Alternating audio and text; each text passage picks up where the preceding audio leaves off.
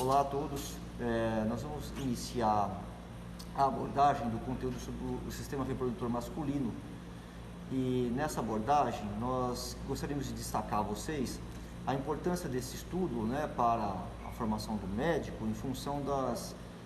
primeiro nós partimos pelo comportamento normal, natural, que é a da anatomia, mas depois nós passamos então para os aspectos de modificação. Então é importante destacar que é a segunda causa de morte, né, por câncer em homens é o câncer de próstata. Então nós precisamos prestar um pouco de atenção nesse sistema justamente por isso. Então nós vamos começar, né, a gente pode dividir didaticamente em órgãos internos e órgãos externos, testículo, epidídimo e ductos nós vamos estudar agora e depois a gente vai passar pelo pênis e o escroto. Bom, o testículo. São dois órgãos, né, que a gente pode observar. Eles têm em torno de 3 a 5 centímetros de comprimento, né, de altura. Eles são achatados lateralmente, ou seja, no sentido medial e lateral, que são as suas faces medial e lateral, certo? Então, ele tem um longo eixo, né, o seu comprimento maior, nesse sentido a gente pode observar. E na sua superfície anterior ela é lisa, ou seja, não há nenhum órgão, né? Isso imaginando se nós tivermos no paciente, né, estudando ou analisando ou examinando o paciente. Então aqui a gente tem a bolsa escrotal e então ao analisarmos o paciente numa vista anterior, a bolsa escrotal ela tem uma pigmentação diferenciada em relação à pele adjacente, a presença de pelos, né, nessa região. E como eu havia falando, os testículos estão aderidos, ou estão acoplados, protegidos por essa bolsa escrotal. Então esses dois testículos estão no interior da bolsa escrotal. A bolsa escrotal ela serve de proteção para os testículos, como eu já falei, e na sua superfície anterior, né, numa palpação em vivo, nós não vamos identificar nenhuma estrutura. Mas na sua região posterior, na sua face posterior, nós vamos encontrar então uma estrutura bastante importante que vai nos auxiliar, nos ajudar a interpretação e a análise desse testículo que é em relação ao epidídimo. É importante comentar sobre o testículo. Ele tem as superfícies lisas, exceto, como já falei, a superfície posterior, né? A margem anterior também é lisa. Ele tem um discreto achatamento, né, médio lateral. O achatamento maior é na superfície medial. E é importante destacar que o testículo ele tem fáscias ou envoltórios que nós chamamos então de cápsula testicular. Essa cápsula testicular ela possui 3 envoltórios, 3 camadas, né? A cápsula serosa e a visceral a gente chama de túnica vaginal. Essa túnica vaginal nós conseguimos observar a sua parte parietal nesse segmento aqui, enquanto que ao abrirmos essa túnica vaginal nós conseguimos observar então a túnica albugínea, que nós observamos aqui, a túnica albugínea, certo? E a cápsula vascular da túnica albugínea, ela é interna a esse segmento aqui, ó. Então existem o que? Vasos sanguíneos, né, dispostos nessa superfície aqui, ó. Então a cápsula, mais uma vez, né, a túnica vaginal, que é essa folha externa, certo? E depois nós temos então a cápsula albugínea, e onde a ponta da minha pinça entra, né, nessa parede aqui, é a cápsula vascular, que é formada por vasos sanguíneos que revestem a parte interna da túnica albugínea.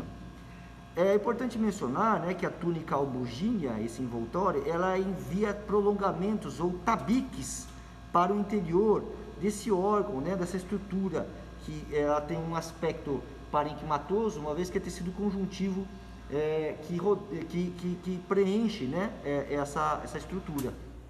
No interior, vale a pena mencionar, né, não é possível observar macroscopicamente, mas microscopicamente, o arranjo das estruturas no interior do testículo. Existem o que então nós chamamos dos túbulos contorcidos. Eles são separados em grupos, né, esses túbulos contorcidos. Esses grupos são separados pelos prolongamentos ou pelos tabiques enviados pela peça túnica albugínea. No interior desses ductos contorcidos é que ocorre a espermatogênese. Então nós vamos adotar como critério de explicação como se fosse a sequência dos espermatozoides, né, desde a sua formação até a sua eliminação, ou seja, até a sua exposição para o meio externo. Então ocorre a maturação, né, a formação dos espermatozoides no interior dos testículos, nesses túbulos contorcidos. Esses, por sua vez, aqui nessa região posterior, aqui, né, eles vão convergir para o que a gente chama de túbulos retos. Esses túbulos retos, por sua vez, vão dar vazão, dar passagem dos espermatozoides para o que a gente chama de rede testicular, né? Essa rede testicular, ela fica então disposta na região que a gente chama de mediastino do testículo. E nessa situação, esses então espermatozoides, eles então são conduzidos pelos ductos eferentes, vou repetir, né? A partir dos ductos deferentes, os espermatozoides são conduzidos para a rede testicular, que fica no mediastino do testículo, nessa região, e depois esses ductos, essa rede testicular do mediastino, ela se modifica em ductos eferentes, que por sua vez conduzem os espermatozoides para a cabeça do epidídimo. Vamos lá. O que é o epidídimo? O epidídimo é uma estrutura alongada em forma de fuso, né,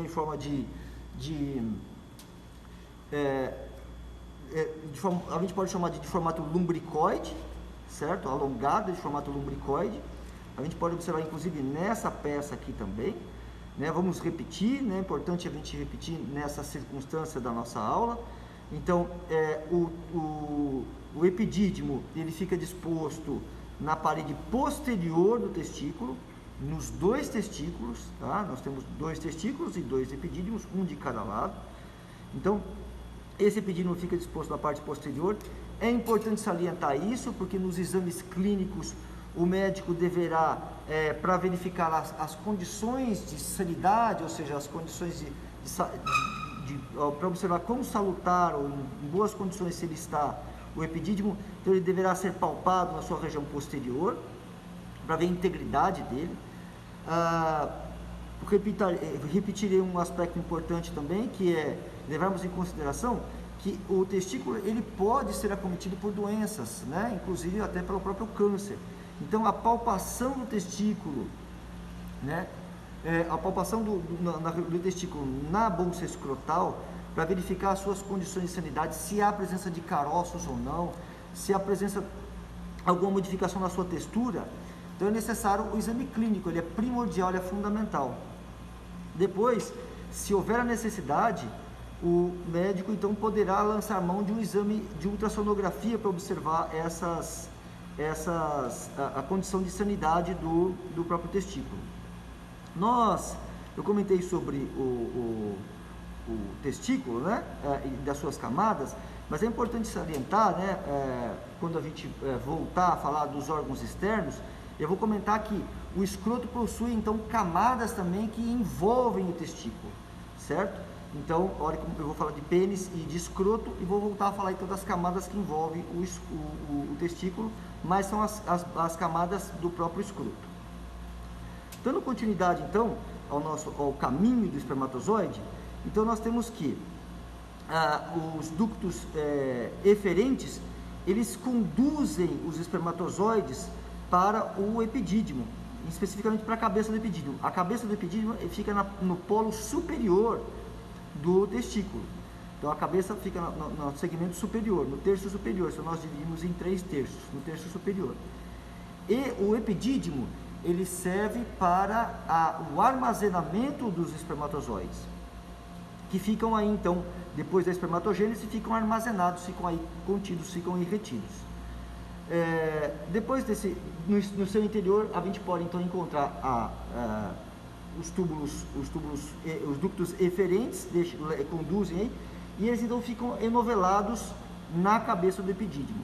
Aqui é o corpo do epidídimo e a cauda do epidídimo. Nós podemos observar aqui, né, nessa peça, né, a cabeça, mais uma vez, ó, bem destacada aqui, o corpo do epidídimo e a cauda do epidídimo.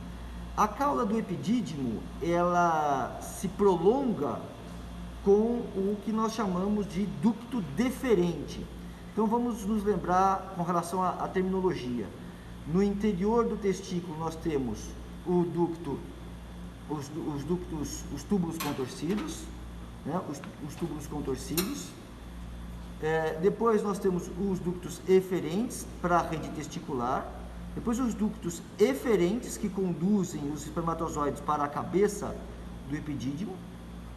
E depois passando pelo corpo do epidídimo, cauda do epidídimo, chegando até o ducto deferente. O ducto deferente, ele é uma estrutura bastante importante, né, que merece uma destacada atenção, em função da sua importância na condução dos espermatozoides desde a sua formação no interior, né, no caso, que está armazenada, que ficou armazenado no epidídimo, até a sua condução para o interior da cavidade pélvica. É importante mencionar que os testículos, eles ocupam a parte externa, ou seja, estão fora do corpo, em relação aos óvulos da mulher, que são gônadas, né? Tem a função de fazer a produção dos espermatozoides, né? Das gônadas masculina e feminina, mas diferente dos ovários que estão na pelve feminina, os testículos estão fora, porque para a gametogênese é necessário que eles estejam 1 grau ou 1,5 grau a menos, né, do que a temperatura natural do corpo. Por isso que eles ficam na região externa, ou seja, no escroto. Então, voltando ao ducto deferente, ele então, numa palpação no próprio escroto, certo? No próprio escroto, ou seja, na parte posterior do escroto, você palpa a cabeça o epidídimo na cabeça, o corpo do epidídimo, e na cauda do epidídimo, logo depois, você consegue perceber no próprio escroto, né, a presença do ducto deferente. E depois o mesmo, que é o principal elemento do funículo espermático. O que é o funículo espermático? A estrutura é um elemento, né, uma estrutura formada por várias estruturas anatômicas, como a artéria testicular, as veias do plexo pampiniforme e o ducto deferente, que é o principal componente, além da inervação, obviamente, né, testicular, é o principal componente do funículo espermático. Ele então sai do interior, sai do escroto, penetra na pelve, passando pelo canal inguinal, e então ele tem um trajeto ascendente, né, e posterior. Ele penetra no canal inguinal, passa pelo canal inguinal pelo seu anel externo, depois pelo seu anel interno, penetra na pelve, e o seu trajeto permite que nós possamos entender a chegada do ducto deferente até a região prostática. Bom, um comentário a mais sobre o ducto deferente. Aqui nós podemos observar nessa peça anatômica o funículo espermático, né? O funículo espermático está aqui. Então nós podemos observar os seus elementos do funículo espermático, o ducto deferente, como eu já falei, as veias do plexo pampiniforme, que tem esse nome por formar um emaranhado de vasos, e também a própria artéria testicular, que a gente pode observar aqui, e a inervação que se dá na região do testículo. Então, o ducto deferente, como eu falei, vale uma consideração clínica bastante interessante, uma vez que ele pode ser analisado, ou abordado, melhor dizendo, pelo interior do testículo, pelo escroto. Essa é a melhor maneira de se abordar o ducto deferente. Então, pode ser cortado, né, essa posição anatômica do testículo, e assim, e o ducto deferente, então ele pode ser, geralmente ele é abordado na região escrotal, é feito então uma pequena incisão na região escrotal e é feita a síntese, né? Ou seja, o corte desse elemento, e a essa situação nós chamamos de vasectomia ou de deferentectomia. Esse procedimento cirúrgico tem por finalidade interromper a condução dos espermatozoides para que então não ocorra a fecundação, ou seja, é um método contraceptivo utilizado para o homem, né, para o gênero masculino. Então nós temos essa abordagem bastante importante em relação ao ducto deferente, que merece uma atenção, né, para essa estrutura. Como já havia mostrado, né, nas peças anatômicas, né, então nós notamos aqui nessa peça, esse é um corte sagital, né, sagital mediano, ou seja, um corte sagital, a gente cortou a metade. Nós estamos fazendo uma vista lateral desse corte sagital e vamos entender, né, essa peça aqui. Então nós temos aqui a sínfise púbica, nós temos a bexiga urinária, né, bastante reduzida em relação por ser cadáver, né, e nós temos então aqui a glândula, essa aqui é a próstata. O ducto deferente, como já havia mencionado, ele penetra na cavidade pélvica, ultrapassando o canal inguinal, primeiro o anel superficial e depois o anel profundo. E o ducto deferente, ele atravessa, né, ele penetra no assoalho pélvico e então ele fica abaixo, né, do peritônio, essa membrana serosa aqui que eu estou mostrando para vocês. Ele percorre na região inferior, na parede inferior do peritônio. E ele tem um trajeto profundo, né? E ele fica abaixo da bexiga urinária, que está aqui. Entre a bexiga urinária e o reto. O reto é a porção terminal, a porção final do sistema excretor, né? Do sistema digestório. Então, esse prolongamento do ducto deferente, ele tem um trajeto, como já falei, assim, bastante pouco sinuoso, mas de lateral para medial, ou seja, então as abordagens cirúrgicas para essa estrutura é sempre feita pela região escrotal. Então nós temos a sua chegada, né, a chegada do ducto deferente na região posterior da próstata. A próstata é um órgão bastante importante, né, que nós precisamos prestar atenção nela, em função da sua, não só da sua função como órgão, né, mas com relação à sua importância anatômica, porque ela é uma glândula, né, é a maior glândula do sistema reprodutor masculino, tem a função de produzir o líquido prostático, né, que é um líquido que constitui, que ajuda na formação do sêmen, certo? Então, ela então fica disposta, né? É importante mencionar, né? Ela fica disposta atrás da sínfise púbica, abaixo, exatamente abaixo da bexiga urinária, à frente do reto e acima do diafragma pélvico. Então a gente nota a localização aqui da próstata. O ducto deferente, como eu já havia dito, antes de chegar à próstata, ele vai se conectar com, nessa peça aqui nós podemos observar isso um pouquinho melhor, né? Aqui, para vocês se localizarem, né? Aqui eu tenho a próstata, né? A próstata está aqui, certo? Aqui eu tenho o ducto deferente e aqui eu tenho a vesícula seminal, a glândula seminal. Então, nós notamos que o ducto deferente, ele já penetrou, né, na cavidade pélvica, e antes dele terminar na próstata, ele se junta com a vesícula seminal, com o ducto da vesícula seminal. Eu vou comentar um pouquinho sobre a vesícula seminal. Ela é uma estrutura que é excrescente. O que é isso, excrescente?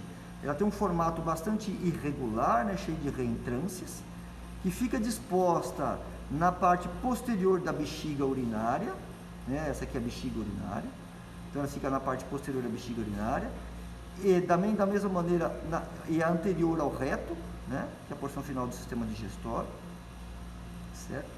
O intestino grosso.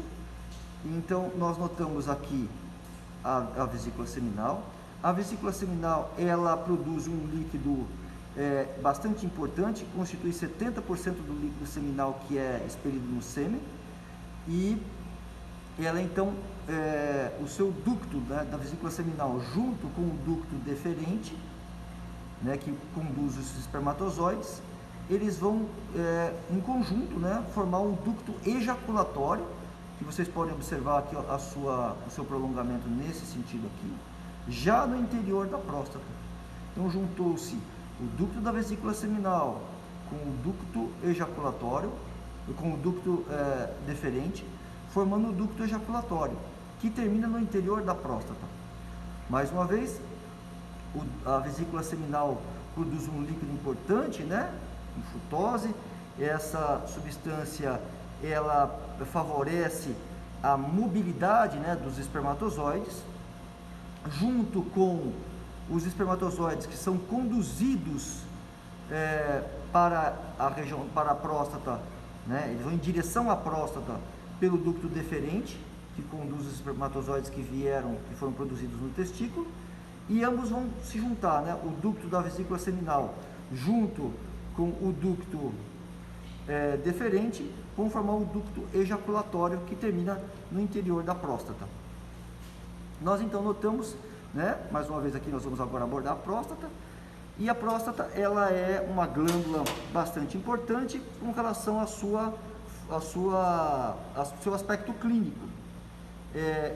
Eu já comentei sobre os aspectos topográficos, mas saliento mais uma vez a necessidade de nós observarmos, né, esse aspecto topográfico da próstata, uma vez que, ao observarmos a próstata nessa peça, né, a gente entende por que é que o exame clínico ele deve ser feito por toque retal. Então existem outros exames que podem ser feitos para exame da próstata, né, como exames de sangue, o PSA, para avaliar a sua concentração desse hormônio, né? Porém, desse elemento, desse agente, né, melhor dizendo. Então, quando você faz o exame clínico, né, você faz o toque retal, que deve ser feito entre os 45 e 50 anos inicialmente, né, e depois com frequência, você consegue sentir a parte posterior da próstata. Veja aqui, né, a próstata nesse local aqui está circundada a próstata, né, vou segurar com a pinça, certo? Vou segurar com a pinça.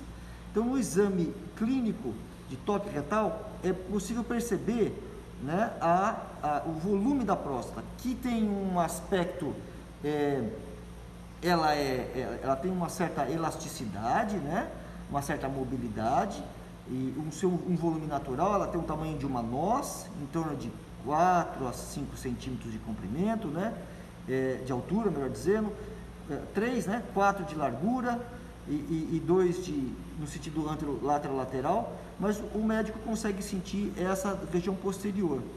Quando ela está enrijecida, endurecida, é um sinal clínico pouco favorável, né, que ela apresenta e que merece então um cuidado maior. Como eu já havia dito, né, voltamos para essa peça anatômica aqui, e nós vamos voltar a observar, né, a mesma. Então nós temos aqui o ducto ejaculatório, que eu já disse a vocês, que vai conduzir no seu interior tanto o líquido produzido pela vesícula seminal, ou glândula seminal, quanto pelo ducto deferente, que vai trazer consigo os espermatozoides. No interior da glândula,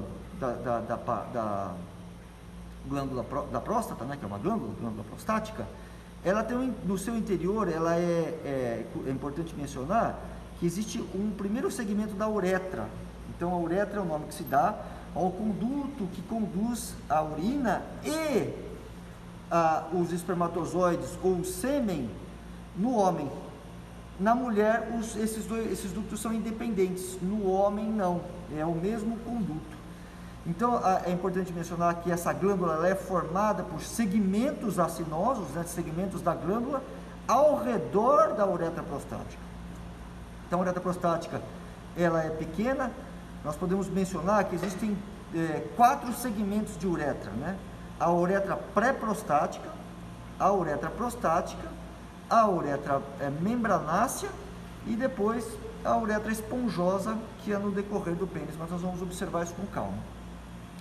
A uretra pré-prostática, ela tem em torno de 1 centímetro de comprimento e ela tem um envoltório de musculatura lisa, que é o esfíncter pré-prostático, né? Esse é o esfíncter pré-uretral, que é a musculatura lisa, que impede que o sêmen que é depositado no ducto deferente e por sua vez vai para a uretra prostática, ele retorne e vá em direção à bexiga urinária.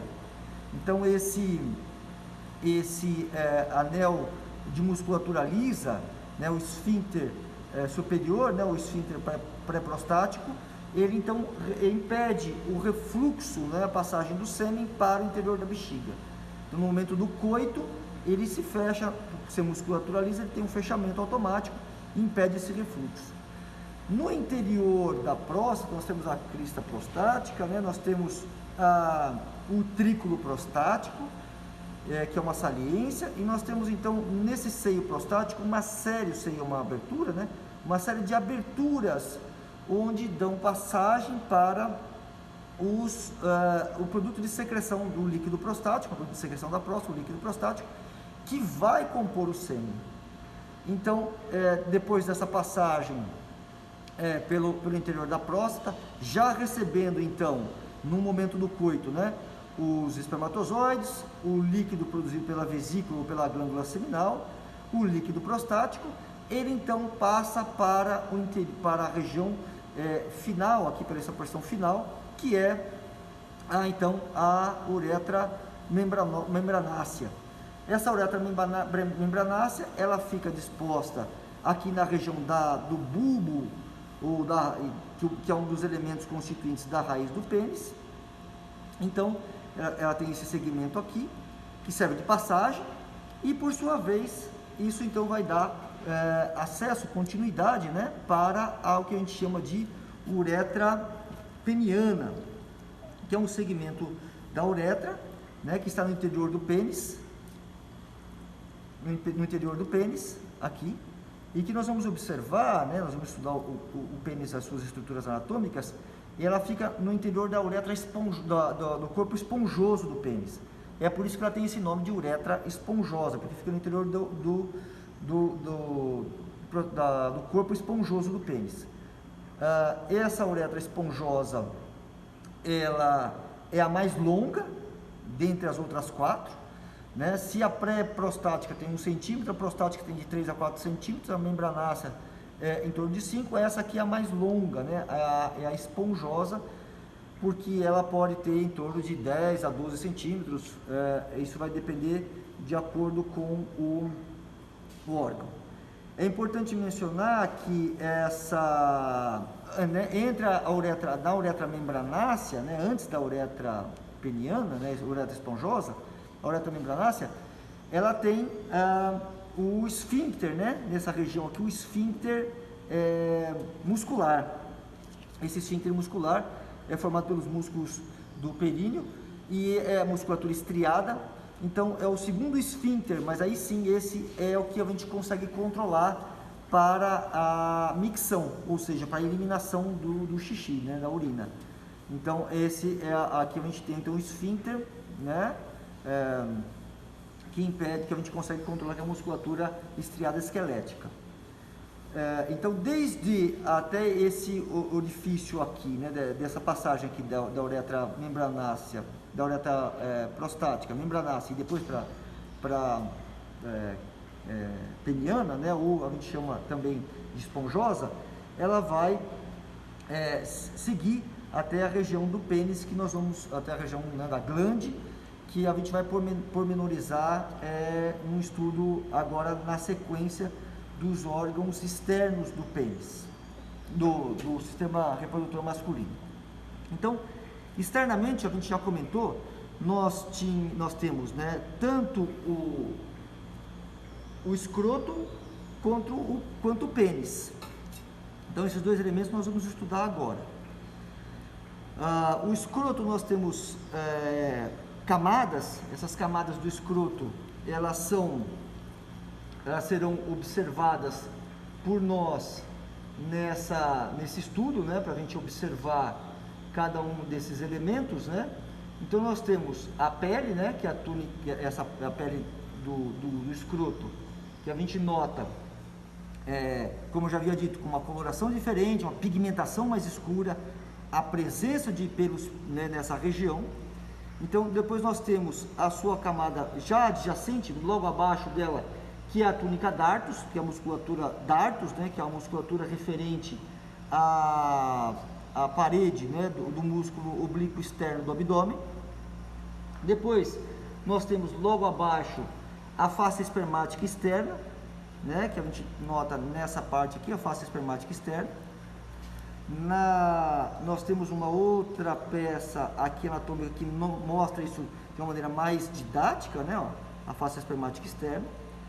Depois nós temos uma camada adjacente logo abaixo, né, nós teremos que abrir essa daqui, e a gente então teria contato com o segmento do músculo cremaster, né, que nessa peça aqui a gente consegue observar, né, olhando assim, né, o segmento do músculo cremaster, musculatura, que corresponde então ao prolongamento do músculo oblíquo interno do abdômen. É importante mencionar que os testículos, eles estão na interior, né, durante o desenvolvimento do feto, eles estão no interior do abdômen, e ele então desce da região abdominal para a região escrotal após o nascimento, ou até durante, né, ou mesmo logo em seguida ao nascimento. A criança, ou previamente ao nascimento, a criança já nasce com os testículos no interior da bolsa escrotal. Então, por isso que ela traz consigo, né, ela passa pelo canal inguinal, os testículos passam pelo canal inguinal e trazem consigo essas paredes, né, esses envoltórios da musculatura abdominal, justamente pelo seu desenvolvimento. Então, nós vamos observar na aula teórica, né, o gubernáculo dá acesso, da passagem do testículo, ou dos testículos, pelo canal inguinal, e traz então consigo essas partes, essas superfícies da região abdominal, para que, justificando então a presença desses níveis e desses prolongamentos desses segmentos musculares nessa região escrotal. Então é fácil entender, por isso que o escroto ele muda, né? Ele muda de posição, ele sobe ou ele desce de acordo com a temperatura. Então, nos momentos, nos períodos em que está mais calor, a tendência do escroto é ficar mais destacada, mais relaxada, afastando os testículos da pele, do corpo. Enquanto no frio, o escroto ele se contrai, ele se encrudece, né? Ele fica mais, aproxima os testículos mais para a pele, justamente por esses segmentos musculares que a gente acabou de comentar. E depois a gente tem a face espermática interna, né? A face espermática interna, que a gente consegue observar nesse segmento aqui, certo? Ó, acabei de pegar aqui.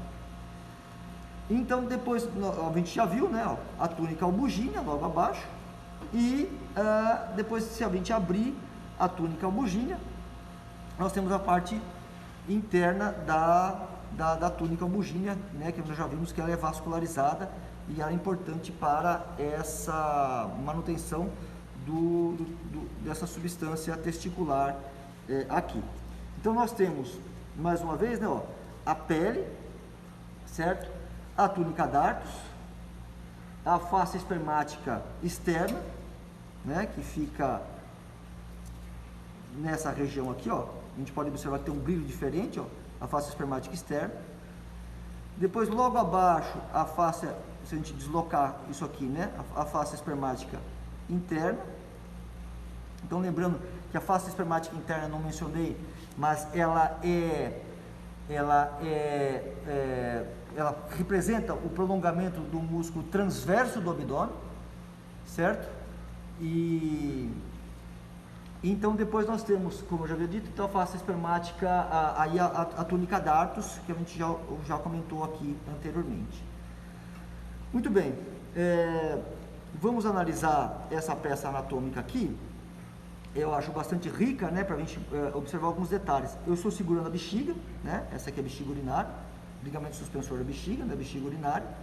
E nós observamos, ao analisarmos essa peça na região posterior, né, ou dorsal, nós notamos então, como eu já havia mencionado, ó, as duas glândulas ou vesículas seminais, né, que são responsáveis pela produção do líquido seminal e corresponde a 70%, né, do que é expelido, né, do sêmen. Nós notamos aqui, ó, os dois ductos deferentes, obviamente que foram seccionados, certo? Seccionados. Então, eles vão se juntar, o ducto deferente com o ducto da vesícula seminal, para formar o ducto ejaculatório dentro da próstata. Veja a próstata na sua vista posterior, né? Foi feita uma pequena incisão para a gente observar a próstata. Então, um órgão que fica abaixo da bexiga, né? E posteriormente nós temos então as vesículas seminais e o ducto deferente. É importante mencionar que num exame de próstata, como a gente havia dito, né? Aqui está o reto. Então, o toque é feito no corpo, né? Ó, no corpo da próstata. Mas é possível sentir também algumas situações, né? Algumas inflamações da própria vesícula seminal que se confundem a afecções da próstata. Então, é importante o exame clínico para prestar atenção nisso.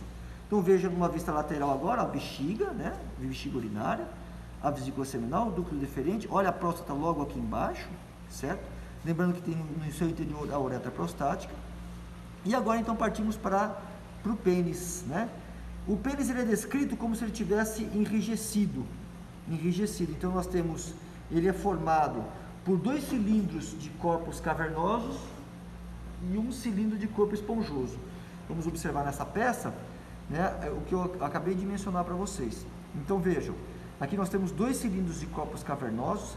Esses corpos cavernosos, como o próprio nome diz, ele faz uma alusão ao fato de eles terem trabéculas ou tabiques no seu interior, que por sua vez percorrem, né, que são percorridos por uma artéria peniana, né, no seu eixo.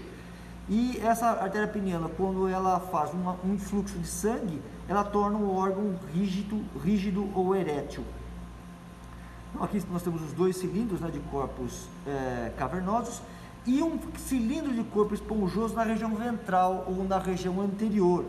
Lembrando mais uma vez que a descrição é feita como se o órgão estivesse rígido, né, ou erétil. Numa situação de um órgão flácido, então a gente pode dizer que os corpos cavernosos ficam na região dorsal e o corpo esponjoso na região ventral.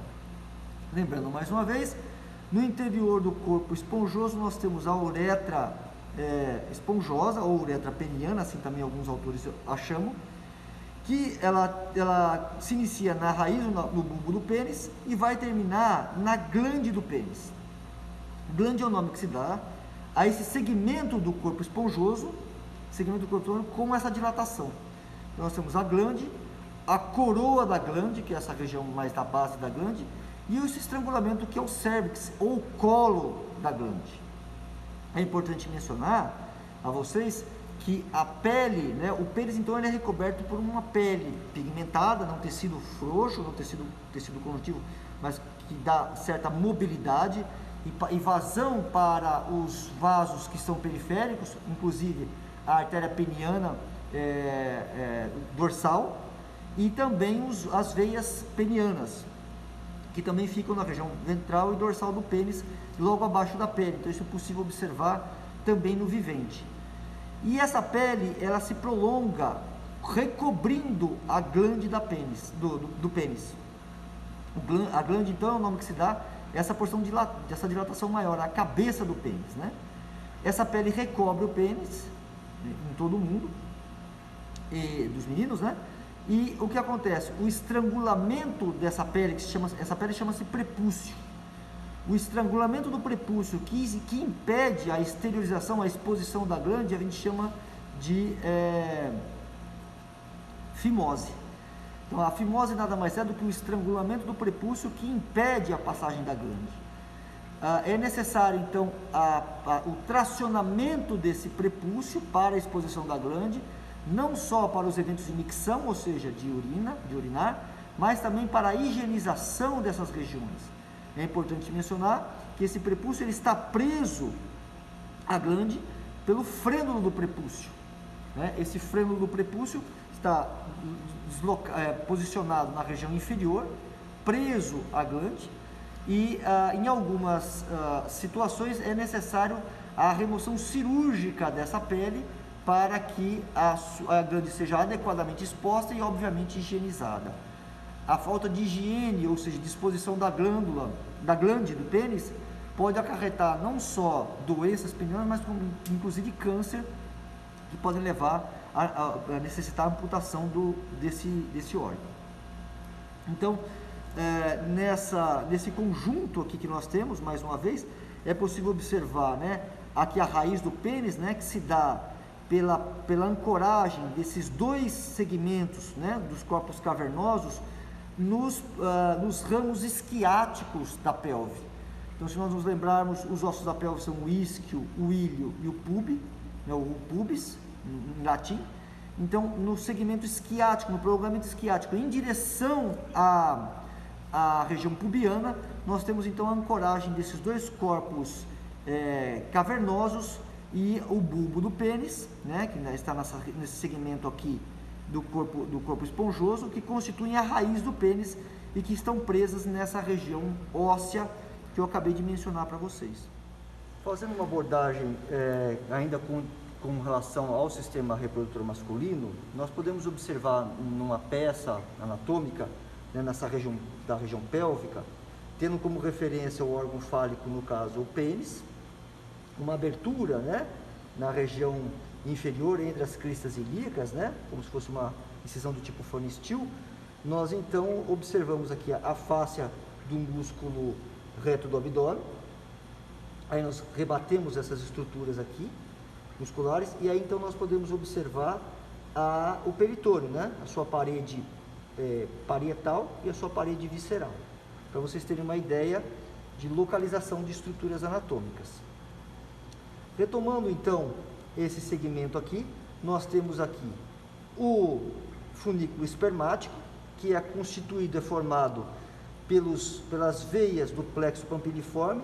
Vocês podem observar essas veias de uma coloração um pouco mais escurecidas na peça anatômica. Então, ele é um enovelado de vasos sanguíneos que ficam dispostos junto com essa estrutura mais esbranquiçada que vocês podem observar. E ao contato, ao toque, ele é mais resistente por ser formada por musculatura lisa. As suas fibras de musculatura lisa, elas têm um formato elipsoide, portanto mais resistentes. Então é por isso que é facilmente palpável tanto no escroto quanto no próprio canal inguinal, né? O médico consegue palpar o funículo espermático e sentir o ducto deferente que é formado por essa musculatura lisa. Ele é mais resistente e é constituinte, né, dentro do funículo espermático. Nós conseguimos, mais uma vez, né, ele é responsável pela condução. Então as suas fibras, elas se contraem para conduzir os espermatozoides para irem em direção à próstata, mas para irem especificamente ao ducto ejaculatório. E então, nessa peça nós também conseguimos observar a musculatura dartos, né, da região do abdômen, né, que são prolongamentos. Então nós conseguimos observar as fibras musculares aqui dentro do funículo espermático, além da região da inervação e da vascularização. Nós notamos então aqui o canal inguinal, né, esse é o orifício externo do canal inguinal, certo? Ele não está completamente mantido, né, o canal inguinal, mas aí depois nós temos um orifício interno do canal inguinal, está aqui. O canal inguinal tem em torno de 3 a 4 centímetros de comprimento. Então nós conseguimos observar a continuidade dos elementos do funículo espermático depois de terem atravessado o canal inguinal e penetrando na pelve, passando, como eu já havia dito, entre os órgãos, né, da cavidade pélvica, mas junto ao peritônio parietal, né, no assoalho pélvico. Então aqui foi interrompido, né, foi feito um corte, né, de uma parte do canal inguinal, mas outra parte continua aqui, e ele então vai percorrer o assoalho do teto do assoalho da cavidade pélvica, mas no assoalho dos órgãos abdominais que estão aqui, no caso do intestino, o colo sigmoide, depois o reto. Então os vasos, tanto o ducto deferente como os demais vasos, atravessam, eles percorrem aqui a região inferior, onde será então, vão dar acesso, né, às demais estruturas, como a gente pode observar aqui então a bexiga urinária e a região e a sínfise púbica, para vocês terem referência de relações topográficas desses órgãos. Bem, nós temos agora uma nova peça, em que a gente pode observar mais uma vez, né, a região pélvica, né, masculina. Então nós temos aqui o escroto, a bolsa escrotal, que abriga os dois testículos. É importante mencionar, né, que ao observarmos na região externa, nós temos uma linha, né, de continuidade que a gente pode observar, essa linha na região escrotal. Essa linha é chamada de RAF do escroto, né? E essa RAF, ela informa, né, a conotação, na verdade a denotação, que é de verdade, né, de que tem uma divisão no interior do escroto separando os dois testículos.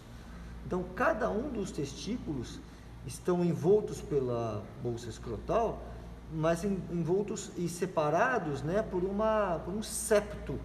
Esse septo separa em compartimentos independentes cada um dos testículos. Então nós podemos observar, como já havia mencionado, né, as camadas dos testículos. Então a pele com pigmentação mais escura, com presença de pelos, esparsos, mas com pelos, não abundantes, né? Aí, ao observarmos com cuidado, a gente consegue observar as fibras da musculatura dartos, né, presas a essa região. Depois a gente tem a face espermática externa, logo em seguida, certo? Que é o prolongamento do músculo oblíquo externo do abdômen.